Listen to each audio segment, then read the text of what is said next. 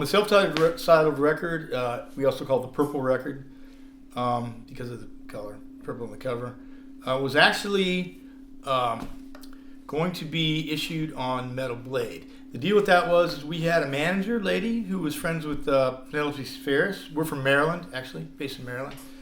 And she knew Penelope Ferris, who did Decline of the Western Civilization Part 2, I believe it is.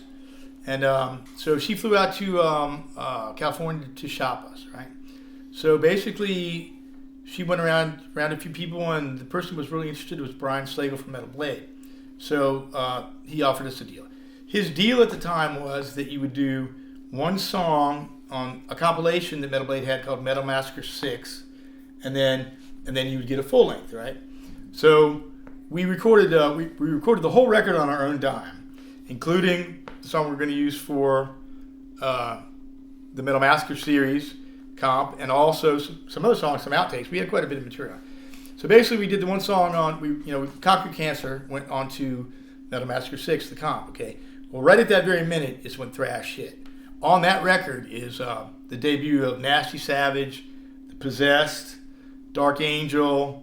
Slayer was Climbing to Rain, and so basically he reneged on the deal and never gave us our full length. Okay, so the full length record that we now had in the can is what became the Purple record, which is now going to be re-released, luckily, on Relapse Records. And basically what it is, it was just us. We went in the studio in Maryland with this guy named Ray Tilkins, who was our engineer. And Ray Tilkins was like my guitar hero when I was growing up. He was the guy that we would go to these huge field parties out in Maryland, big field parties, like a couple thousand people. And there was this band called Flight. And I remember that, they played they played covers, but they played them just like Zeppelin or Yes, because I remember the bass player looked exactly like Rick Squire, and Tilkins, even though he didn't look like Jimmy Page, could actually play better than Jimmy Page, and he had the whole night. He had the 57 flame top Les Paul, and he had the double neck, and all that stuff. So I remember seeing him play when I was young. I was just always and I knew his name because I was really, I was hungry, so I knew all the good guitar players around. So he's pretty much my idol, but I didn't know him. So one day, just a little more story about Ray. One day I answered an ad in the paper. I finally saved money to buy a 1955 Les Paul Jr. single cutaway, Leslie West guitar, Mountain being another one of my favorite bands. So I show up there, and I knock at the door, and he opens the door, and I was like, "You're Ray Tilkins." It was him. And so we started our relationship then, and he did actually renege on the money that he was initially charging me, but that's another story. But anyways, that started our relationship. He's actually a fantastic engineer. He's also like one of the few people I trust to work on my guitars too. So he was the engineer. We went into his studio where we did this stuff. So I thought it was pretty well produced, and we were just all excited. Okay, so then we didn't get the deal. So around this time, I was really getting frustrated. I was really spinning my wheels. The other members of the Obsessed wanted to do other things and didn't really want to tour. So I decided I was going to pack my bags and move to Beverly and join St. Vitus. So I joined St. Vitus, and basically, once St. Vitus got signed to Hellline Records, then I saw the chance for maybe to possibly get this record out.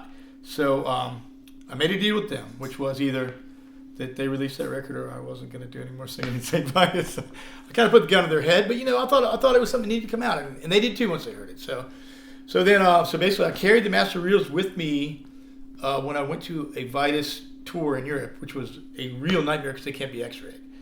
Man, the way I looked and the way we looked, and trying to say you can't X-ray these tapes. It was a nightmare, but I got them through. And basically, what we did was we toured, and at the end of the tour, I stayed over in Germany.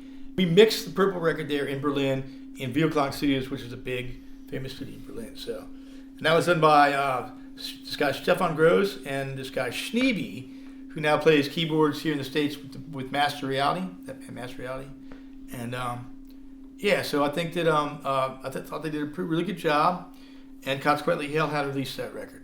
Then they wanted me to tour for that record, and since I was in St. Vitus, and since Chandler's kind of weird, I asked him permission. Hey, do you mind? He said, no, I don't mind. So, of course, when it came time to tour, then all of a sudden he did mind. And that sort of started a little bit of friction that eventually led to me leaving the band, St. Vitus, eventually. But we did tour.